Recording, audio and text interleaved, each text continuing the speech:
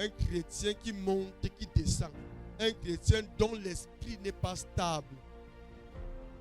Alléluia. Bien, mais sois stable. Dieu n'a pas créé le monde avec les hommes. Il a créé le monde seul. Amen. Donc, toi et lui, c'est la majorité absolue. C'est pourquoi il ne vient pas te donner l'identité de ton père et de ta mère. Il enlève cette identité négative, cette identité néfaste et morte de ton père pour te donner son identité. Alors ce matin, je vais t'expliquer comment posséder cette identité réellement. Amen. Avant que ton père et ta mère, alléluia, ne se marient, tu existais déjà, j'existais déjà. Cela sous-entend que quand ils sont mariés, ils ont pensé. Amen. Ils ont pensé. C'est dans leur pensée qu'ils nous ont conçus. Amen. Ils ont pensé nous concevoir. Et ils ont amené leur pensée en fusion. Amen. Qui est béni ce matin. C'est la fusion de deux pensées qui a produit la pensée que nous sommes. Nous ne sommes que le fruit de leur pensée, c'est-à-dire le fruit de leur identité. Avant d'être dans un corps, nous étions d'abord une pensée invisible. Alors, c'est cette pensée, ce n'est pas le corps premièrement, c'est leur pensée qui fusionne. Après la fusion de la pensée, on est aussi une pensée. Alléluia. Alors, maintenant, l'action visible maintenant amène la pensée à manifestation pour amener l'enfant qui est déjà né aussi pensé à être manifeste aussi visiblement. Acclame pour Jésus-Christ. C'est pourquoi Dieu a pensé avec Marie. Alléluia. Et Marie, comme elle avait un corps, elle a fait venir la pensée de Dieu en existence. Donc le corps vient en deuxième position. C'est dans la pensée que l'identité est créée. L'être humain n'est pas un corps. Il est un courant de pensée. Il est un courant de parole. Il est un courant d'esprit. Alors Dieu n'est pas un homme. C'est pourquoi il te donne sa parole, sa pensée, afin de fusionner pour détruire l'ancienne pensée qui est mortelle, qui est esclave, qui est vanité. Car Dieu ne serait jamais une personne de vanité, une pensée de vanité. Alors en ce temps, tu es dans ce corps, plus avec la pensée de l'unité de ton père et de ta mère, mais avec la pensée de Jésus-Christ et du Père. Alléluia. Qui ont fusionné les deux, qui ont conçu la pensée et qui nous ont donné leur pensée. C'est à nous maintenant de recevoir cette pensée comme la pensée du Père et du Fils pour être, alléluia, en eux et qu'ils soient en nous. C'est en ce moment que tu deviens immortel. Car l'esprit, la pensée que nous portons désormais n'est plus la pensée de notre père et de notre mère qui un jour ont pensé et sont unis dans leur pensée pour s'unir dans leur corps afin de produire leur pensée visiblement. Alléluia. Est-ce que tu es béni ce matin? Donc l'identité n'est pas premièrement ton corps. L'identité, c'est la pensée, c'est l'esprit. C'est la parole que nous parlons maintenant. Car lorsque tu es en Christ, tu ne connais pas ton identité en Christ. Tu conserveras toujours ton identité dans la chair. C'est-à-dire l'identité de ton père et de ta mère. Cette identité est mortelle, est charnelle. Alléluia.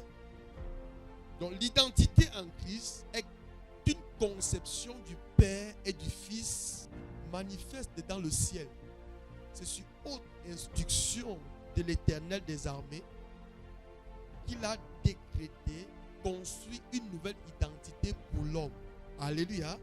Au travers de sa pensée, au travers de sa parole. Et il a écrit ce livre qu'on appelle le livre de la grâce. Ce livre s'appelle Jésus-Christ. Les pharisiens avaient un livre, la lettre morte. Mais Jésus avait un livre invisible écrit par l'Esprit de Dieu. Dans son air. Alors c'est ce livre que Dieu veut écrire dans ton esprit aujourd'hui. Ce livre qui est l'Esprit de Dieu, qui est l'identité même du Créateur, qui te donne de régner dans le naturel. C'est vrai que la loi de l'aérodynamique existe, la loi de la pesanteur existe. Lorsque tu jettes une pierre en haut, cette pierre descend toujours en bas. Qu'est-ce qui a décrété que tu serais toujours en bas? Quelle est la chose qui a décrété que tu ne vas jamais avancer? C'est une identité, c'est une loi. Cette loi ce matin va être renversée dans ton esprit. Parce que cette loi est en toi, fonctionne en toi à cause de l'identité que tu portes. Si tu portes l'identité de Christ, tu peux fonctionner sur les eaux comme Pierre. Sur la parole de Dieu, Pierre a marché sur les eaux. Ça s'entend que la parole de Dieu, lorsqu'elle fusionne avec ton esprit, ton identité change. Tu dois d'abord, premièrement, être conscient de cela. Lorsque tu adores Dieu, tu ne chantes pas juste, tu adores dans l'identité de Dieu. Alléluia. Tu es en train de fonctionner dans son énergie. C'est pourquoi l'ennemi le sait. Il veut juste que tu crois que ce sont juste des confessions ou des choses vaines. Non. C'est l'identité de Dieu qu'il t'a donnée en Christ. C'est cela l'identité que Dieu veut te révéler ce matin au travers de son humble serviteur, l'apôtre Chris Rostand que je suis. Bien-aimé, tu dois prendre ton identité. Je ne suis pas de Moïse. Je ne suis pas de Satan. Je suis un Christ roi. Amen. Alors, dans le règne de l'esprit, il y a deux identités. Il y a l'identité des ténèbres, il y a l'identité de la lumière. Il y a l'identité des esclaves qui ont péché, il y a l'identité des rois. Amen. Lorsque tu as l'identité d'un esclave, si on te donne le trône d'un pays, d'une famille, d'une nation ou d'un siècle, alléluia, tu agiras comme un esclave. Tout le monde deviendra des esclaves. Car un esclave ne peut pas promouvoir. Un esclave ne voit pas loin. Un esclave ne regarde que ce qu'il va manger pour lui et sa famille. Un esclave, lorsqu'on lui met dans un poste gouvernemental, il vole tout l'argent, il va parquer dans sa maison pour lui et sa famille. Il vole même l'argent de la retraite des vieillards. Il ne pense qu'à son petit ventre et le petit ventre de ses enfants et de sa famille. Voilà l'esprit des esclaves. Mais un esprit de roi pense à tout le monde. Il sait que son petit ventre ne peut pas manger tout cet argent. Il sait que mettre les gens heureux, c'est ça qui est la véritable vérité. Donner du sourire aux hommes. Donner de la paix aux hommes. Chercher comment faire pour que tout le monde se sente à l'aise. Donner une condition où tout le monde, bien aimé, se sente à l'aise. Pas seulement bâtir ceux qui sont tellement riches à l'extrême et ceux qui sont tellement pauvres à l'extrême. Non, il cherche à relativiser, c'est-à-dire il prend aux riches, il diminue pour augmenter aux pauvres. Afin qu'il y ait un équilibre normal et que tout le monde vive quand même une vie décente. Acclame pour Jésus. C'est cet esprit de roi que Dieu veut te donner pour régner dans ta famille, pour régner dans ton quartier, pour régner dans le poste ministériel que Dieu te donnera, pour régner bien-aimé dans le poste bien-aimé que Dieu te confiera dans ta nation. Tu n'as pas cette connaissance, tu dis Seigneur, élève-moi à tel poste. Sais-tu si tu as un esprit d'esclave ou si tu as un esprit de roi? Lorsque Dieu te positionnera là-bas, tu iras chercher tes frères ou tes soeurs villageois au village. Et laisser ceux-là qui ont là le potentiel et la capacité, et tu les mettrais à leur place. Bien-aimé, on ne bâtit pas avec le sentiment, on bâtit avec la foi et la connaissance. Qui est béni ce matin. Donc c'est cet esprit que Dieu veut nous donner ce matin, qui est son propre esprit. Il sait investir, il sait aimer. Change consciemment ton identité. Luc 5, à partir du verset 4 à 7. Comprendre ce que le Saint-Esprit veut nous expliquer en ce qui concerne l'identité ce matin. À partir du verset 3. Il monta dans l'une des barques qui était à Simon, et il le pria de s'éloigner un peu de terre. Puis il s'assit et de la barque il enseignait la foule. Lorsqu'il eut cessé de parler, il dit à Simon, « Avance en pleine eau et jetez vos filets pour pêcher. » Simon lui répondit, « Maître, nous avons travaillé toute la nuit sans rien prendre, mais sur ta parole, je jetterai le filet. » L'ayant jeté, ils prirent une grande quantité de poissons et leur filet se rompait. Ils firent signe à leurs compagnons qui étaient dans l'autre barque de venir les aider. Ils vinrent et ils remplirent les deux barques, au point qu'elles s'enfonçaient. Quand il vit cela, Simon-Pierre tomba aux genoux de Jésus et dit, « Seigneur, retire-toi de moi, parce que je suis un homme pécheur. » Alléluia. Parce que je reconnais mon identité. Ce n'est pas un problème ce matin. Ton identité t'a fait vivre dans la pauvreté, dans la précarité, dans la stagnation, bien aimé, dans le célibat. Alléluia. Mais tu vas comprendre l'identité qui change ton identité et change ta condition. Ce n'est pas, bien aimé, les choses visibles. C'est sur quelque chose qu'il a entendu que toute sa vie change. Amen. Ce n'est pas tes circonstances qui déterminent. C'est ce avec quoi tu fusionnes. C'est la station que tu reconnais. C'est la voix qui te parle. C'est la parole que tu reçois. C'est la nouvelle pensée avec qui tu fusionnes ce matin qui change ta condition. Aussi longtemps que tu ne changes pas à l'intérieur l'esprit des esclaves et des pécheurs, ta condition physique ne changera pas, enfant de Dieu. Alléluia. Il vit au bord de lac 2 barques, d'où les pêcheurs étaient descendus pour laver leurs filets. Alors, la grâce descend du ciel. Il voit 2 barques. La barque représente ta vie.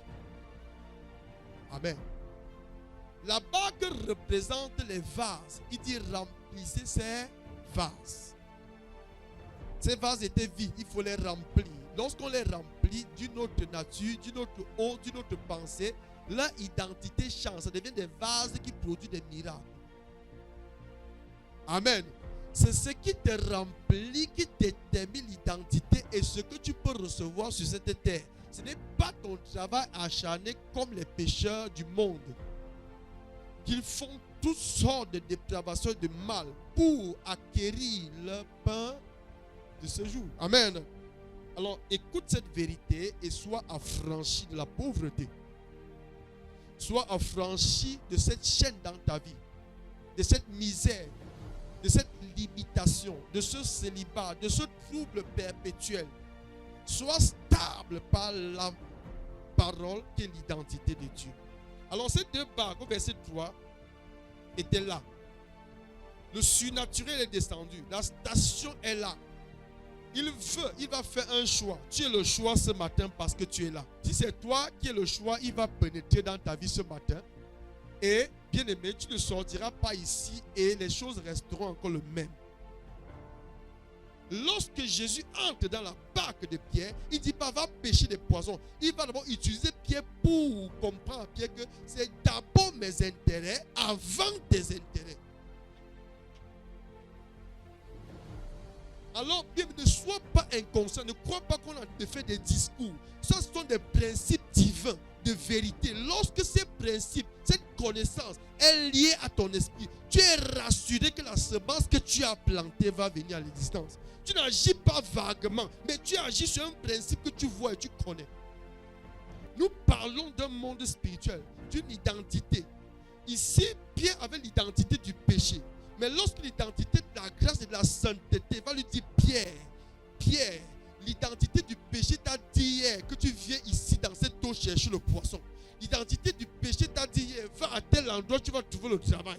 L'identité du péché t'a conduit dans des voies que tu n'as pas trouvé la solution. Mais ce matin, reconnais l'identité qui te parle. Reconnais la station qui te parle. Pierre, de la même manière, là où tu n'as pas trouvé hier, là tu vas trouver aujourd'hui. Parce que lorsque Dieu parle, il crée dans ta vie ce qu'il a dit. Tu ne peux pas chercher ça visiblement. Il a déjà créé la chose en toi. il a déjà planté la semence qui va amener la vie au-devant de toi. Écoutez, lorsque Dieu a créé Adam, bien-aimé, Ève n'était pas dans le jardin.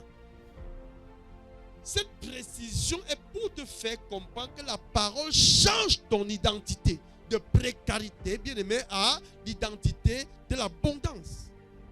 Je suis venu afin que mes brebis soient dans l'abondance. C'est une identité, pas l'abondance des choses naturelles, mais l'abondance de sa parole, l'abondance de son esprit, de l'abondance de toutes choses naturelles. Car l'esprit surnaturel, l'identité de Dieu, lorsqu'elle est en toi, la nature va te respecter. Bien, mais l'aérodynamique contrôle la loi de la pesanteur. Pas parce que la loi de la pesanteur n'est plus là, mais parce que la loi de l'aérodynamique est une loi qui contourne, qui domine, qui transcende. La loi de l'esprit de vie va dominer sur la loi de l'esprit de mort et va donner à Pierre désormais de devenir un homme très riche. Ah, j'ai prié. J'espère que mon dossier là va marcher. Ah, vraiment, Seigneur. Depuis que je prie pour que tu ouvres les portes, as-tu reçu la parole? As-tu reçu son identité? Est-ce que tu as la semence qui te permet de recevoir? Tu ne le fais pas par toi. Il faut qu'il fusionne avec toi. Notre parole doit changer. Il dit, vous connaîtrez la vérité. La vérité est l'identité de Dieu. Le mensonge est l'identité de Satan. Car il dit que lorsqu'il parle du mensonge, il parle de son propre fond. Marc 9, 23. Jésus lui dit, si tu peux, tout est possible à celui qui croit.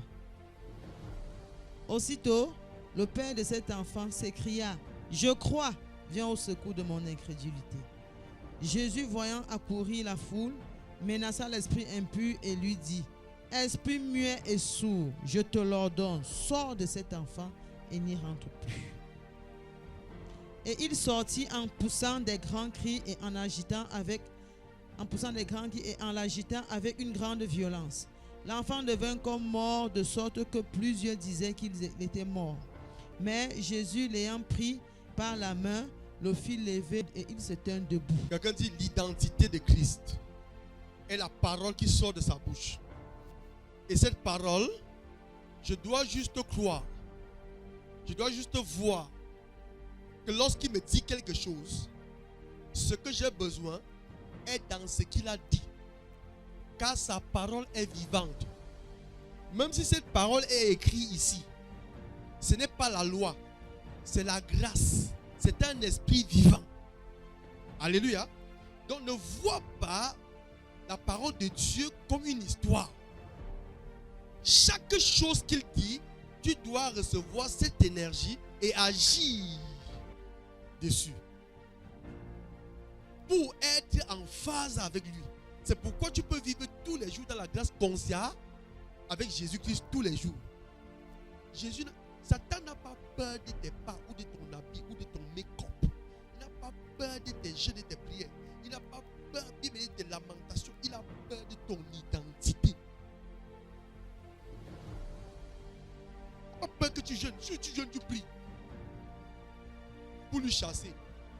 Si tu jeûnes, tu pries pour que les chaînes se brisent. Nous passons à un autre niveau. C'est pas pour dire que le jeûne a pris ne brise pas. Dans l'Ancien Testament, Dieu donnait ça. Mais ils étaient libres? Non. Donc ça ne libère pas. Dieu nous amène à la perfection.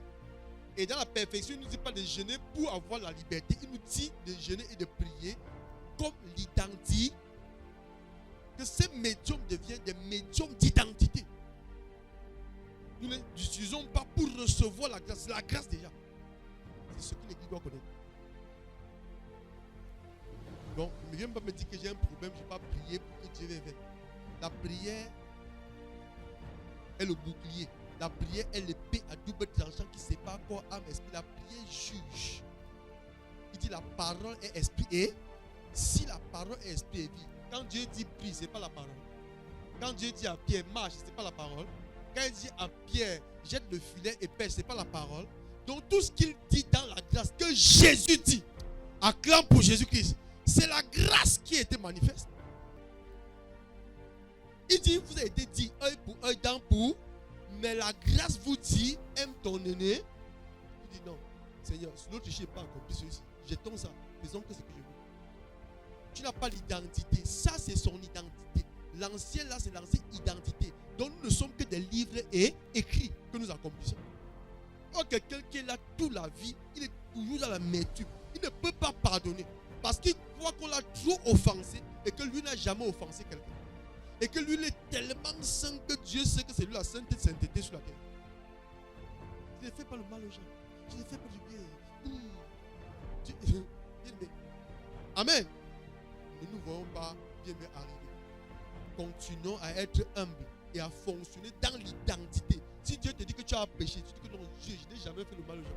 Accepte ce qu'il t'a dit, Seigneur, merci. Aide-moi à ne plus pécher. C'est ça, recevoir l'identité. C'est très simple à recevoir. Mais il faut qu'on te l'explique. Les paroles de Dieu ne sont pas des mots ou des choses que Dieu te donne les ordres pour faire. Il veut premièrement que tu les vois comme ton identité.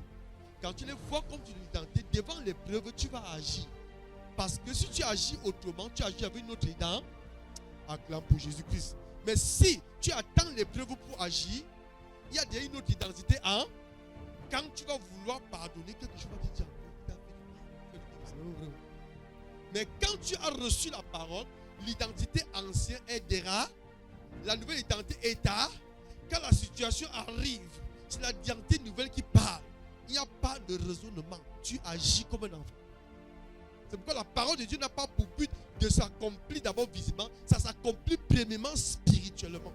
Lorsque tu s'accomplis spirituellement, tu portes une identité. Satan n'a aucun pouvoir sur toi. Bien, mais la lettre de la parole de Dieu est écrite dans ton esprit. Tu es une Bible de vie. Tu n'es pas une Bible de lettres qui attend un jour pour pardonner. J'attends quand la situation. Tu n'as pas compris. Quand tu vas pardonner, on va encore t'offenser. Tu vas encore pardonner. Tu vas dire qu'on pardonne. Quelqu'un va encore te donner un temps. Tu vas dire qu'on pardonne. Quelqu'un va te prendre quelque chose. Tu dis que non, il a trop fait le don. Ça va se lever. La loi va se lever. Parce que tu n'as jamais cru. Tu crois que croire, c'est d'abord être affronter les épreuves pour connaître que j'ai cru. Non, ne pas essayer de chasser un démon. Ne pas essayer visiblement à chasser un démon visible. Ne pas essayer de chasser une pauvreté visible. Chasse-le spirituellement. En concevant ce que Dieu t'a dit. Il dit, j'envoie ma parole et te guérir. Si tu as la guérison de Dieu, la maladie ne passe pas dans ta vie. Qui est béni ce matin. C'est une des paroles de Dieu. Il y a tellement de trésors. Matthieu 9, 23. Écoutez et comprenez l'identité de ce papa et la nouvelle identité qui va lui donner le pouvoir sur ce qui a affiché ça. Et acclame pour Jésus-Christ. Il y a une nouvelle identité. Ce n'est pas ton péché qui est fort. C'est l'ignorance de la nouvelle identité qui permet que tu continues à être affligé dans ta vie dans ce monde. Enfant de Dieu. Tu veux chercher des efforts, comment faire? Non, assieds-toi et reçois la vérité. Comprends qu'on change les ténèbres par la lumière. Comprends quand lors du chef d'État, on t'a dit dans ta famille que tu n'es rien, tu n'as même pas fréquenté, tu n'es rien, tu n'es qu'un poulet. Et le chef d'État s'assoit un jour, il déclare que tu deviens conseiller à la présidente de la République. Tout ce qu'ils avaient dit sur toi, ça meurt. C'est à toi de croire ou de ne pas croire, ou de regarder ce que les hommes ont dit sur toi. Donc Dieu ne regarde pas ce que le monde a dit sur toi, il dit ce que tu es devenu. C'est à toi de croire ce qu'il a dit et tu verras ça accompli. C'est à toi de croire que la semence porte les pieds plantée à terre. Aussi longtemps que cette semence est en terre, aussi longtemps que la parole de Dieu reste planant dans l'esprit et que ton esprit n'a pas saisi. Bien aimé, tu continueras à confesser que je suis enfant de Dieu, tu seras affligé. Car l'identité de Dieu opère des signes dans ta vie. Prouve que tu es enfant de Dieu. Ce n'est pas une confession.